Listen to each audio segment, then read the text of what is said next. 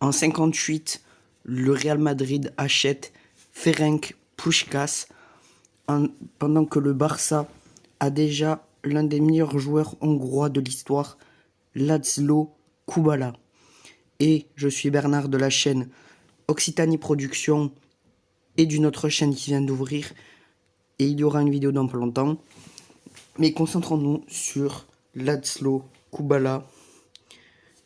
Il commence professionnel en 1944 en Hongrie à Ganz TE, où il fera une petite année et fera 9 matchs pour 2 buts. Est transféré dans le plus grand club hongrois à Ferencváros TC, 49 matchs, 27 buts de 45 à 46, enfin sur la saison de 45-46. Un club tchécoslovaque, le Slovan Bratislava, le meilleur club de Tchécoslovaquie et de République tchèque actuelle. Il jouera quelques temps de 46 à 48, 33 matchs, 14 buts. Il revient en Hongrie en 48 jusqu'en 49 au Budapest Vasas, 20 matchs, 10 buts. Et un club italien qui s'appelle le Pro Patria, qui est un club, je pense, du parti en place, où il y jouera de 49 à 50 et fera 16 matchs, 9 buts. Ensuite, il va dans un club italien qui s'appelle Hongrie, c'est la traduction, c'est Hongaria, je pense en italien, mais bon, c'est la traduction française. 6 matchs, 5 buts. Et donc, comme au début je le dis, il va au Barça en 51 pour y jouer 10 ans jusqu'en 61, où il fera 256 matchs pour 194 buts. Puis il va à l'autre club de Barcelone, l'Espagnol Barcelone. À l'autre club de Barcelone, donc l'Espagnol. Oui, bon, je me suis trompé. Où il fera 35 matchs pour 8 buts. Et jouera avec notamment, je crois, Alfredo Di Stefano qu'on a déjà fait. Et donc ensuite, il part en Suisse au FC Zurich, 12 matchs, 7 buts. Les stats à l'Espagnol, 35 matchs pour 8 buts. Puis donc Zurich, 12 matchs, 7 buts. Puis il va à Toronto, au Falcon de Toronto, 19 matchs pour 5 buts. Et jouera avec les équipes nationales tchécoslovaques, hongroises, espagnoles et de Catalogne. Donc sélection de Tchécoslovaquie de 46 à 47, 6 matchs, 4 buts. Sélection hongroise, 3 matchs, 0 but.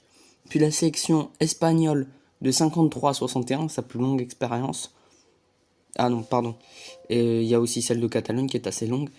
Et en Espagne, il fera 19 matchs pour 11 buts. Et avec la Catalogne, 4 matchs, 4 buts. Donc c'est une très belle carrière internationale. Et il deviendra aussi entraîneur, où il entraînera le Barça, l'Espagnol de Barcelone, Zurich, Toronto, le club du Cardoux CF, ou Cardoué, je sais pas. Il deviendra sélectionneur de 69 à 80, c'est long, au Barça, à l'Espagne, la sélection espagnole. Puis il fera une petite année au FC Barcelone en 80. Il va au club de Al Hilal FC, qui est maintenant un très grand club, en Arabie Saoudite, de 82 à 86. Puis ensuite, il va au club espagnol du Real Murcia maintenant, enfin bref, un club espagnol quoi. Ensuite, il va à Malaga, de 87 à 88.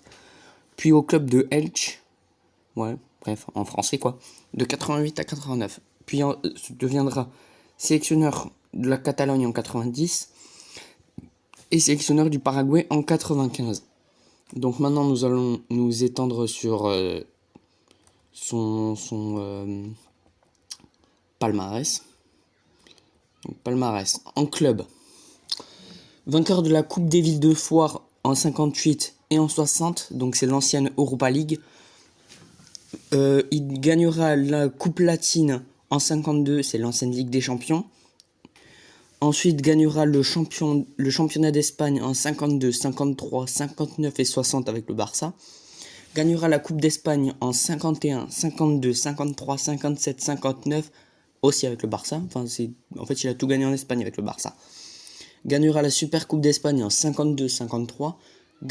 Sera finaliste de la Coupe d'Europe des clubs champions en 61. Il la perdra face au Benfica de Zebio. Puis il sera vice-champion d'Espagne en 56 avec le Barça. Puis avec l'équipe nationale, bon, il n'y a pas grand-chose. Hein. Donc, ses distinctions individuelles. Deuxième meilleur buteur du championnat d'Espagne en 52 et en 54, respectivement avec 27 et 23 buts. Fait partie des 100 meilleurs joueurs de tous les temps en 99. Membre de la liste des 50 meilleurs... Donc, membre des 50 meilleurs joueurs de tous les temps aussi.